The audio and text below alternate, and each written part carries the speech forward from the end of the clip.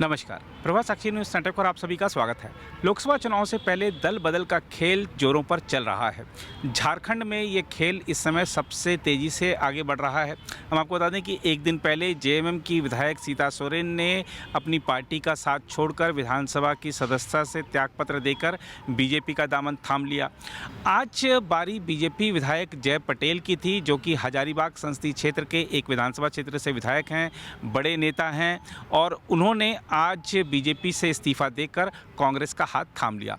यहां पर दिल्ली के कांग्रेस मुख्यालय में उन्होंने पार्टी की सदस्यता ग्रहण की। इसके बाद से झारखंड जो प्रदेश कांग्रेस अध्यक्ष हैं, उन्होंने कहा है कि आज झारखंड को एक नई शक्ति मिली है।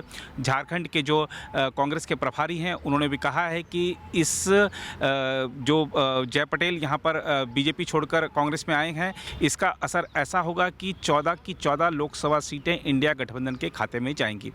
आज दिखाते हैं आपको हमारी खास बातचीत झारखंड प्रदेश कांग्रेस अध्यक्ष और झारखंड कांग्रेस प्रभारी के साथ। हमारे साथ झारखंड प्रदेश कांग्रेस अध्यक्ष जी हैं। आज का आपकी पार्टी को जो नई ताकत मिली है, इसको आप किस रूप में देखते हैं? देखिए, पार्टी को नई ताकत नहीं मिली है, झारखंड को नई ताकत मिली है, देश को नई ताकत मिली है जी। और ऐसे लोग जो ऐसे समय में जी। हमारे साथ खड़े होते हैं तो निश्चित रूप से वो देश के साथ खड़े हैं, क्योंकि देश हमने बनाया है, देश बचाने की जिम्मेदारी हमारी है और वैसे समय में ये लोग आ रहे हैं तो निश्चित रूप से बड़ी बात है, क्योंकि जो डर और लालच का कॉकटेल चल रहा है पूरे देश में और उसके बाद इस तरह के हिम्मत वाले लोग मिले तो निश्चित रूप से हम लोगों के लिए खुशी की बात है। और हम लोग समझते हैं कि निश्चित रूप से इनके जो पिता का एक औड़ा था और जिस तरह के वो आंदोलनकारी थे स्वर्गीय टेकलाल महतो जी, निश्चित रूप से हम सबों को उनका फायदा मिलेगा। जी, आप चूँकि झारखंड की सरकार में भी शामिल हैं, कल सीता सोरेन जी जेएमएम से और विधानसभा की सदस्यता से इस्तीफा देकर बीजेपी में शामिल हुई। हमने जब कल उनसे बातचीत की तो उन्होंने कहा कि और भी कई सारे जेएमएम के विधायक हैं जो पार्टी छोड़ सकते हैं चुनाव से पहले। तो आपको लगता है कि सरकार स्थायी है वहाँ पर? देखिए, मैंने कहा ना कि डर और लालच का कॉकटेल चल रहा है जी। कोई डर से जा रहा है, कोई लालची होके जा रहा है जी। और इसमें कभी कुछ कहा नहीं जा सकता है, तो इसलिए ये सब बातें चलती रहेंगी जब तक। ये देखते रहिए आगे आगे होता है क्या जी। कल वो बता रहे थे, आज हमने बताया है जी। फिर परसों वो बताएंगे, तरसों हम भी बताएंगे। कुछ देश में लोग अभी ऐसे बचे हुए हैं जो देश के साथ हैं और जो समझते हैं कि जुड़ेगा भारत, जीतेगा इंडिया, और जो आदरणीय राहुल गांधी जी ने जो अन्याय काल है उसको समाप्त करने का जो आह्वान किया है, उससे बहुत लोग प्रभावित होकर के कांग्रेस ज्वाइन करेंगे जी। झारखंड में इसी साल विधानसभा चुनाव भी होने हैं, तो लोकसभा और विधानसभा के लिए पार्टी कांग्रेस पूरी तरह से आश्वस्त है? आप पूरी तरह से आश्वस्त है तभी तो लोग ज्वाइन कर रहे हैं पार्टी जी। आप बगैर आश्वस्त रहने से नहीं लोग आएंगे। लोगों को लगता है तो राहुल जी जो गए थे भारत जोड़ो यात्रा लेके, उसका प्रभाव, उनका बहुत प्रभाव पड़ा है। उन्होंने 5 दिनों तक झारखंड को समय दिया और निश्चित रूप से उसका फायदा मिल रहा है। आप देख रहे हैं किस तरह से लोग ज्वाइन कर रहे हैं और लगातार अभी और लोग करेंगे जी। और हम लोग तो यहाँ पे टीवी में देख रहे थे जब वहाँ पर नया मुख्यमंत्री का चयन चल रहा था, उस समय आपने किस तरीके से झारखंड में कांग्रेस के विधायकों को एकजुट रखा था, या पार्टी को या गठबंधन के दलों को आप ही सारे खेवनहार की भूमिका में नजर आ रहे थे? तो आपने अन्य प्रदेश इकाइयों को कांग्रेस की एक प्रेरणा भी बने हैं, क्योंकि बहुत सारे लोग भाग जाते हैं, जैसा आपने संभाला जिस तरीके से आपने यहाँ दिल्ली में बैठ के देखा उस। देखिए, हम लोगों ने लगातार देखा है, समझा है, NSY से यहाँ तक पहुँचा हूँ तो हर चीज़ को जानता हूँ, नब्ज को, कि राजनीतिक नब्ज क्या है और कैसे लोगों के साथ रहना है।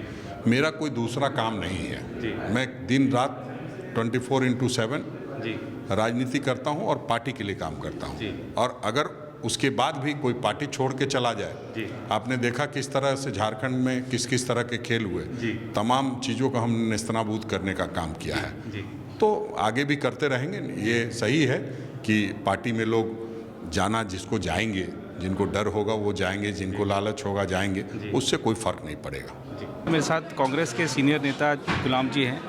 सर, झारखंड में आपने आज बीजेपी को एक बड़ा झटका दे दिया, हालांकि कल वो भी सीता सोरेन को लेकर आए थे, तो झारखंड की राजनीति में भी दल बदल का खेल चल रहा है। इससे कितना फ़ायदा इंडिया गठबंधन को होने जा रहा है? नहीं, मैं तो समझता हूँ कि ये पिछले कई चुनावों से बेहतर चुनाव झारखंड में होगा 2024, क्योंकि पिछली बार ज़्यादा लोकसभा की सीटें भाजपा ने वहाँ ली थी अब उनके इंडिविजुअल एमपीज़ का कितना एंटी इनकम्बेंसी है, कितना वो इलाकों को देख रेख कर पाए, वो एक सवाल है। और वहाँ झारखंड में एक बात ये भी उठ रही है कि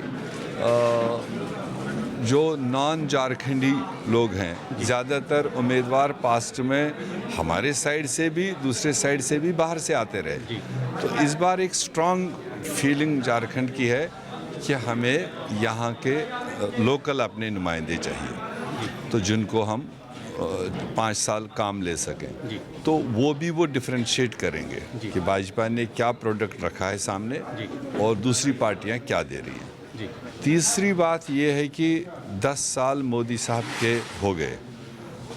जब किसी पार्टी या किसी लीडर के मन में देश के लिए कुछ बेहतरी होता है तो उसके लिए 10 महीने भी काफ़ी होती है। तो अब तो 10 साल हो गए। ग्राउंड पर देखा जाए तो अचीवमेंट आम इंसान के सतह पर कुछ नहीं।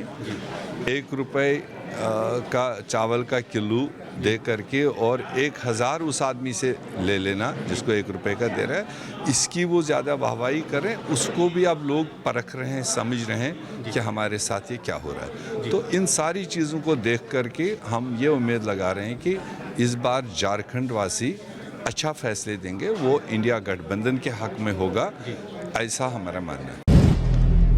अगर आप भी लेना चाहते हैं देश दुनिया की तमाम जानकारी तो आज ही सब्सक्राइब करें हमारे चैनल को।